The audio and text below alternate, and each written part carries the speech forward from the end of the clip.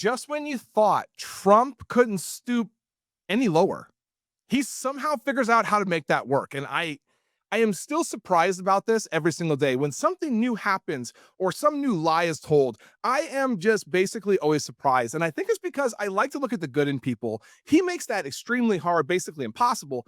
But I am stunned about what the Trump administration put on the White House webpage. I actually recorded this, guy, so that you can see that it is true, because multiple people are saying, well, you clearly weren't on the White House webpage. I will make sure the link is also in here so you can verify for yourself that this is actually the White House webpage. So if you go to the White House webpage, you go into history in the menu, you're going to go to a place that shows the history of the White House. Now, what's actually, it's kind of cool actually when you first look at it. It shows like when the White House was designed, when different additions to the White House were added.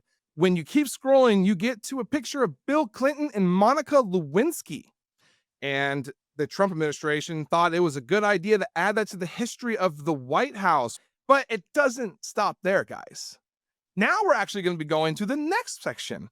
And that's right over to Barack Obama, when Obama hosted members of the Muslim Brotherhood, a group that promoted Islamic extremism and had ties to Hamas. The Muslim Brotherhood, by the way, guys, is not designated as a terrorist organization by us, okay? Now, this actually wasn't the Muslim Brotherhood. Trump is saying that it was, because there's some type of affiliation between the Egyptian activists, which these people are, who just finished a military coup in Egypt. So they're suggesting that he was basically mingling with terrorists. But what he was doing was called diplomacy, politics. He was actually meeting with important people that are going through a rough time in a country that is being restructured.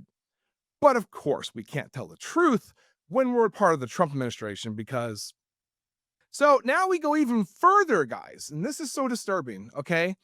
He puts a picture of, and I don't know if this is a real image or if this was created by AI. This is a picture of President Biden's son, Hunter Biden, in a bathtub with a cigarette hanging out of his mouth, making it look like he is high on drugs at the moment. And then talking about how they found a baggie of cocaine at the White House that just so happened to belong to Hunter Biden. Now, I'm not going into that whole situation, but I want to show you this is the level that the Trump administration is willing to go to basically distract you, discredit anybody who's any Democrat that had any successful presidency, and be a schoolyard bully, because that's all this guy is. That's all he can do. All he can do is go around and try and steal your lunch money, which he's basically doing with Snap right now. And it doesn't just end there for the Bidens. No.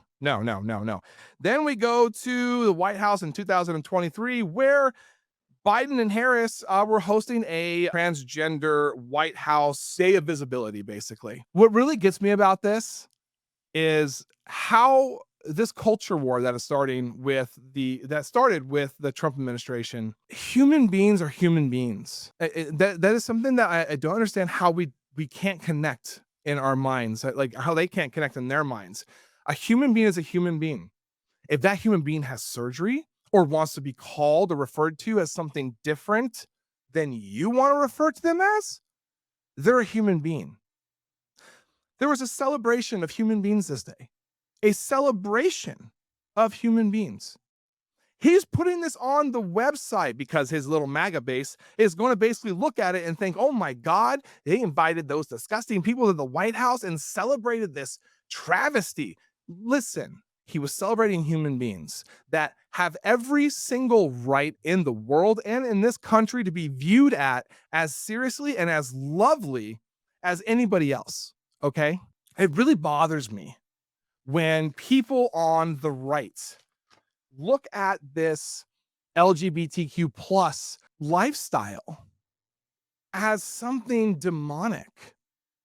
They're some of the most beautiful people in the world that I've ever met personally.